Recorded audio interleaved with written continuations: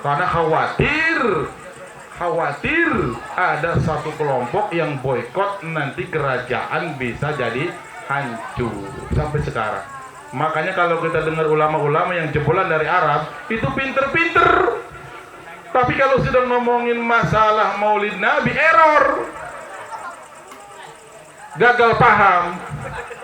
Pinter, tapi kalau sudah ngomong maulid Nabi dia akan tetap katakan tidak pernah diadakan zaman Utsman, Umar, Ali, nggak pernah. Ini namanya gagal paham. Padahal mereka sebetulnya didoktrin kalau sudah belajar di Arab, belajar di Madinah, boleh ngomong apa saja, tapi ngomong masalah mengagungkan Rasulullah itu tidak boleh. Bid'ah, itu harga mati katanya itu. Nah kalau di kita nih ada satu, saya sudah tadi ngotak-ngatik di masjid, ada satu cerita di dalam kitab Tanqihul Qaul itu, ada yang namanya paman Nabi yang sudah divonis masuk neraka. Siapa tuh? Abu Lahab. Itu divonis tabbat yada Abi Lahabil wa tabba.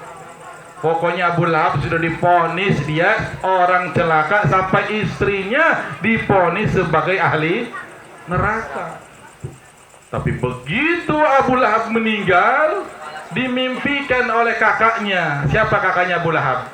Sayyidina Abbas. Itu Sayyidina Abbas memimpikan.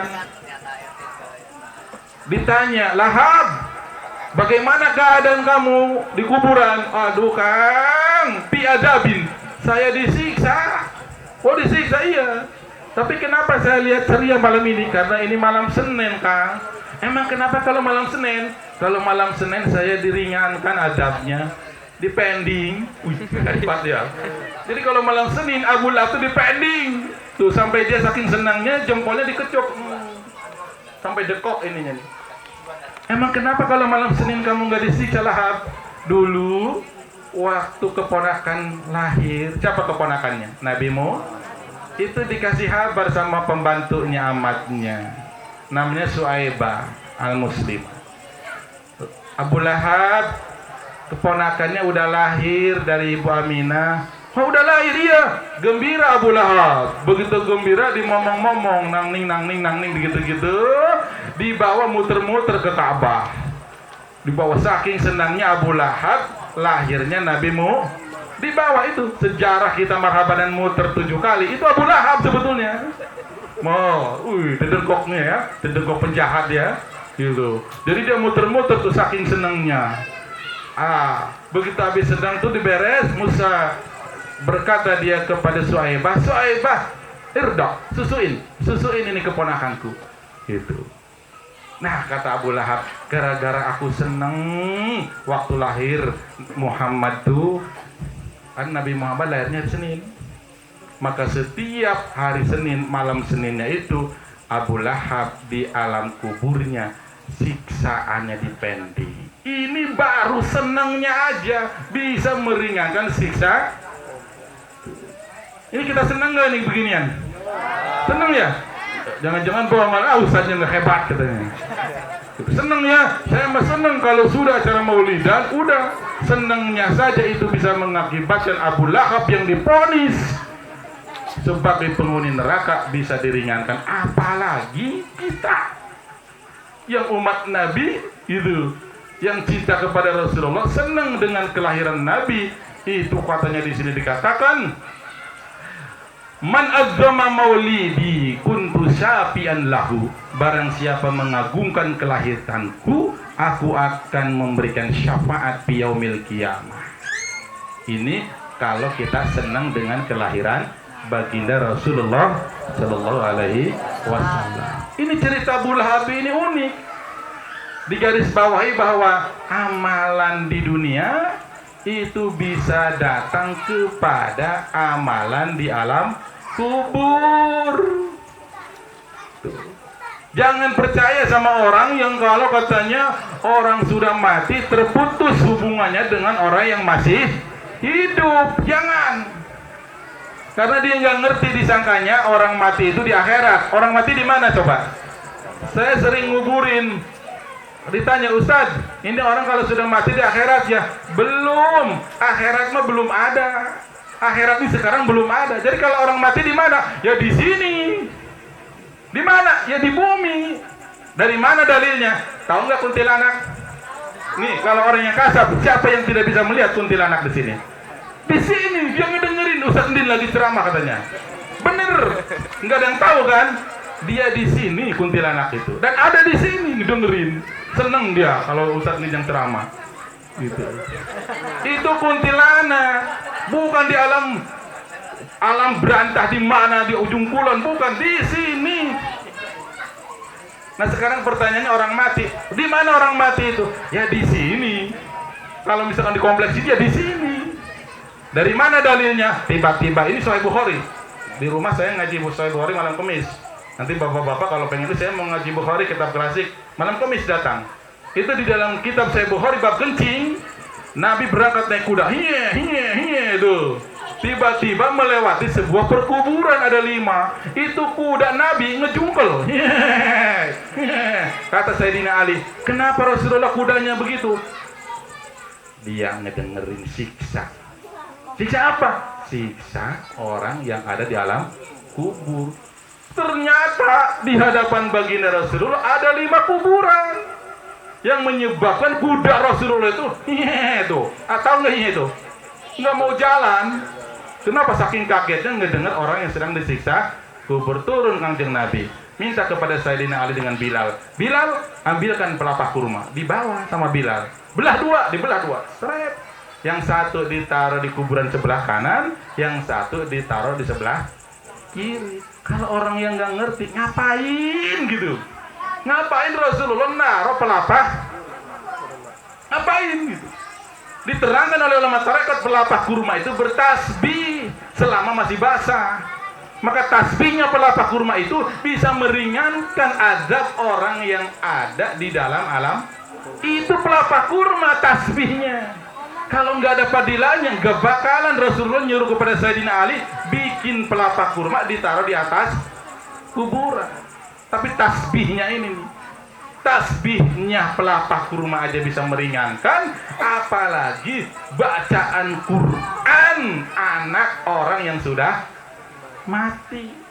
Ini mah nggak nyampe. Coba kamu mati duluan, nanti saya SMS.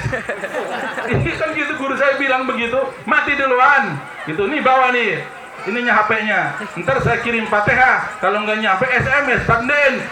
Nggak nyampe gitu tuh.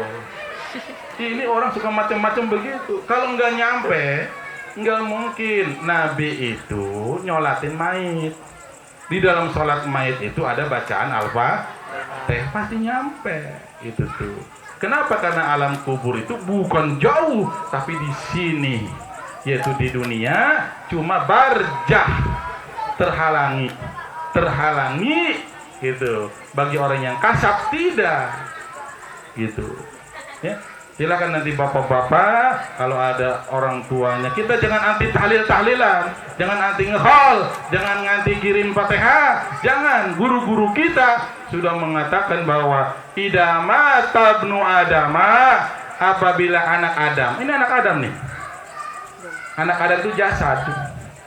Apabila jasad anak Adam sudah mati, terputus, tapi ada yang nyambung 3. Sedekah jariyah, ilmu yang bermanfaat, anak yang mendoakan kepada orang tuanya.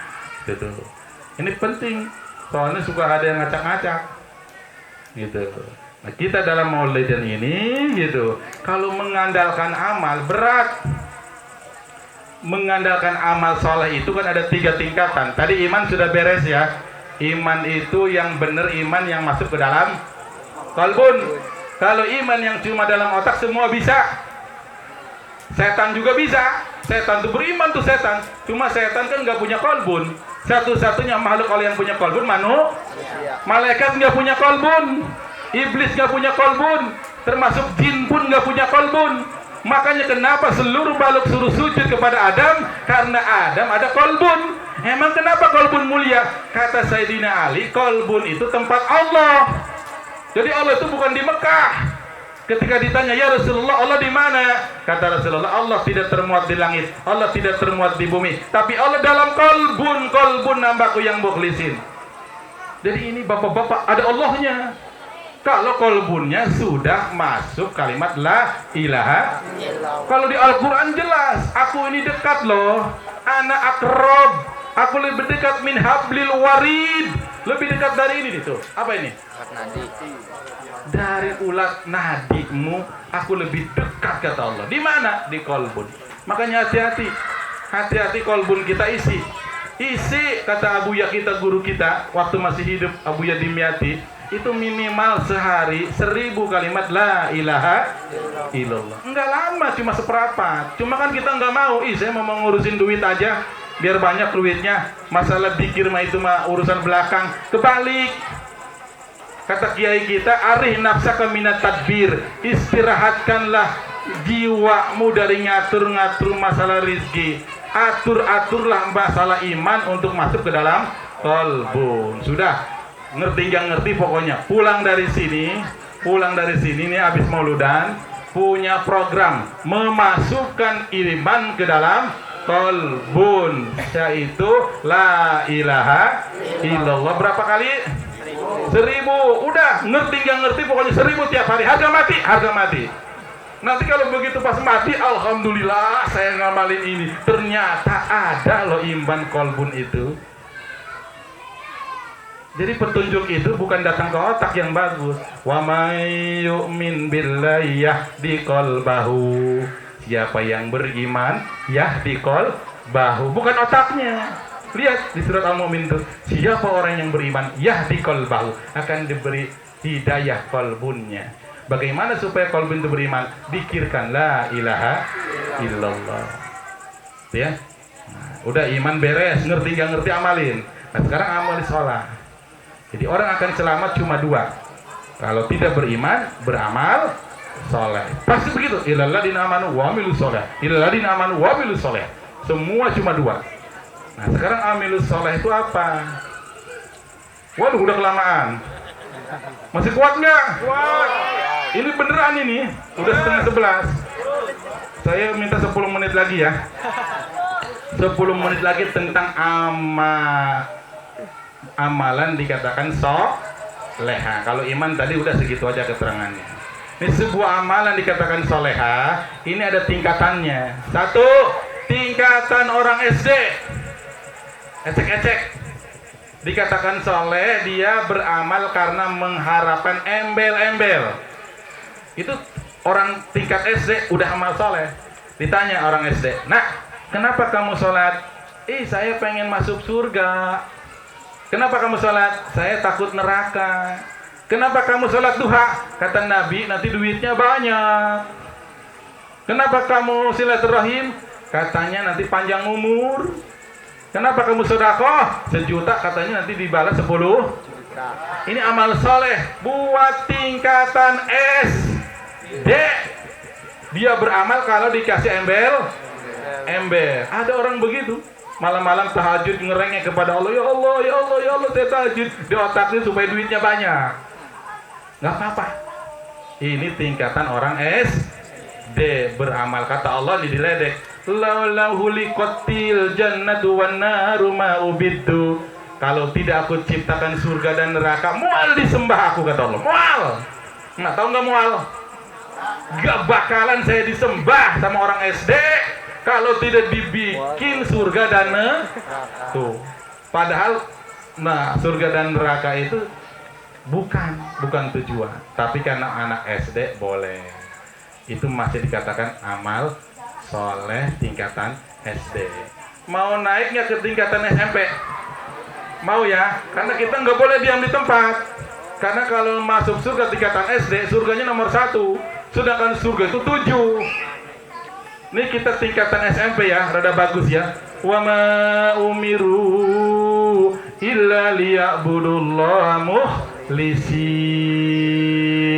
Nah, tingkatan SMP mah tidak mereka diperintahkan ibadah illa mukhlisin. Tidak kepikiran di otaknya sholat duha itu pengen duit, enggak. Stres nantinya, oke. Bapak-bapak sholat tahajud pengen duit, stres kalau nggak dijabah.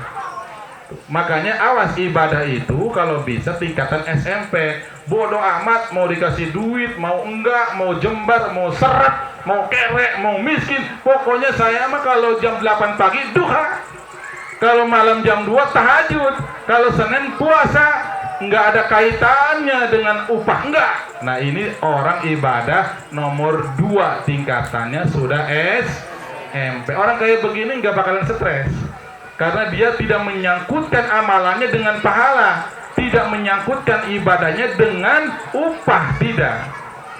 Ini jujur, bapak-bapak suka ngait-ngaitin nggak ibadah dengan pahala? Suka ya? Suka ngait-ngaitin dengan duit ya?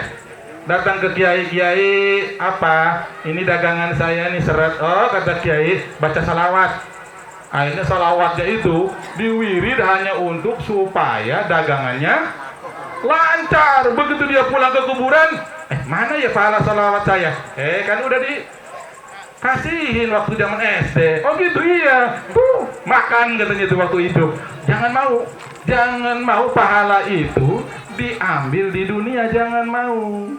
Udah di dunia mah sudah belangkotan percaya, udah dibagi oleh Allah Subhanahu. Jangan kau gadaikan amalan ibadahmu hanya untuk harga yang sedikit. Ya Allah, enggak mau amalan saya ini digadaikan. Amalan saya ini adalah nanti celengan buat pulang. Ngerti nggak nih? Sebetulnya mah nggak ngerti sebetulnya mah. Kebanyakan nanti prakteknya mah tetap kalau sholat duha pengen duit. Allahumma inkana rizki bis sama'i fangtiru. Pasti ke duit lagi. Tapi kalau ngaji dibulak balik, ngerti dia. Oh, ternyata amalan itu jangan mau digadein. Kata kiai kita dibilang, la tatlub iwadun an amalika. Jangan kau mencari upah dari amalanmu. Fa innaka lasta bifailin. Sebetulnya kamu enggak mengerjakan apa-apa. Nah, ini tingkatan ketiga, SMA. Mau nggak SMA? SMP aja nggak lulus. Nah, ini sekarang SMA. SMA itu tadi dia ibadah ikhlas.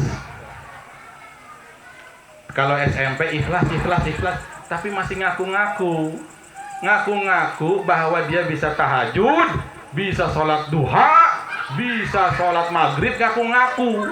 Tuh SMP tadi itu udah ikhlas, tapi ngaku-ngaku sholat tahajudnya dari dia, sholat duhanya dari dia, padahal la haula wala quwata illa billah. Nah SMA dia ibadahnya ikhlas, nggak mau digadein, nggak mau diupahin, karena yang akan berat perjalanan setelah di komplek. Dia pengen nanti di sana dipetiknya, tidak mau gitu tuh. Udah ikhlas tuh. Setelah ikhlas, tapi awas, kalau masih ngaku-ngaku dia bisa beramal, ngaku-ngaku nih, itu nanti bisa ujub, bisa takabur seperti setan. Setan itu ngerasa bisa ibadah 80.000 tahun melebihi malaikat, ngerasa bisa ibadah, akhirnya ketika disuruh sujud kepada Adam nggak mau. Kenapa? Karena dia merasa bisa ibadah. Nah, kita digiring dari tingkatan SD yang tadinya pengen upah, tingkatan SMP yang sudah ikhlas, enjoy ibadahnya, tapi masih ngaku itu dari saya. Digiring kepada tingkatan yang ketiga, bahwa dia ibadah sebetulnya mah diberi kekuatan oleh Allah, tidak diaku. Selamat pasti. Orang yang tidak mengaku dirinya bisa beramal. Nah ini ilaladina amanu wa amilus solehah. Jadi amilus soleh itu 3 tingkatan. Kira-kira bapak-bapak tingkatan yang mana? SD? Gak apa-apa. SD juga diakui oleh Rasulullah. Diakui. Karena kita emang ngajinya tingkatan yang ngeri, tingkatan TK. Ada. Apa tingkatan TK itu? Jadi katanya kalau dia ibadah pengen dilihat uang. Udah. Kalau pengen dilihat uang, sudah, dia tingkatan TK dan nggak bakalan bisa ketemu dengan ibadahnya itu. Tahu pengen lihat uang? Ria, gitu. Pengen di alam uang, pengen didengar uang. Nah, kalau sudah ngaji begini ngeri, itu tuh, ya. Ibadah pengen dilihat orang. Udah, Sebetulnya pengen lama ini ya. Itu. Tapi nah untuk tahun baru harga mati jangan suka niup trompet. Kalau bisa Pak RW ya. Janganlah gitu komplek kita mah gitu. Niup trompet itu nggak baik karena itu mengikuti orang-orang Nasrani jahiliyah. Terus bagaimana? Nah malam minggu jam 2 malam ditunggu di Sangkiu. Serem nanti. Jadi setiap malam minggu kita ada pengajian jam 2 malam. Rutin jam 2. Pas waktu itu malam tahun baru. Jadi kumpul nanti ke Sangkiu jam 2 malam. Ngapain? Di situ kita akan taubatan nasuha dengan cara sholat tasbih. Banyak penggemarnya, banyak. Jam 2 malam itu. Kenapa? Karena mereka ingin taubatan nasuha. Dekat loh dari kompleks ini ke Sangkiu. Dari Legok juga ada, dari Ciracas ada, dari Palem Hill ada. Itu jam 2 malam. Kenapa? Karena mereka tahu ketika orang pada tidur di Sangkiu ada tolabul ilmi. Tapi kalau nggak kuat jam 2 malam gitu, itu malam Rabu tafsir Munir, malam Sabtu tafsir Munir tadi tuh, malam Kamis Sarah Hikam sama Bukhari. Nah kalau misalkan nggak bisa datang juga ke kompleks Sangkiu, di YouTube saja diklik, semua pengajian sudah dimasukin sama anak santri. Jadi supaya ilmu ini menyebar. Nanti kalau saya sudah tua, nggak mau ngajar-ngajar lagi, mau dikir gitu ya, mau dikir gitu, mau anteng. Jadi semua bisa ngelihat nanti di YouTube. Sudah ada 30 pengajian atau 100 itu, nggak tahu itu ya. Caranya YouTube ketik, kemudian Ustadz Endi, biar ngedengerinnya kalau mau tidur. Karena kalau ngedengerinnya sambil main-main, biasanya nggak masuk hidayahnya gitu. Udah ya, ngajinya jangan lama-lama. Ini juga udah setengah 11, walaupun cuma sebentar, belum tuntas saya nerangkan Maulid Nabi. Nanti insya Allah dituntaskan oleh para kiai-kiai yang lain. Kurang dan lebihnya mohon maaf. Usikum binafsi bitaqullah. Wassalamualaikum warahmatullahi wabarakatuh.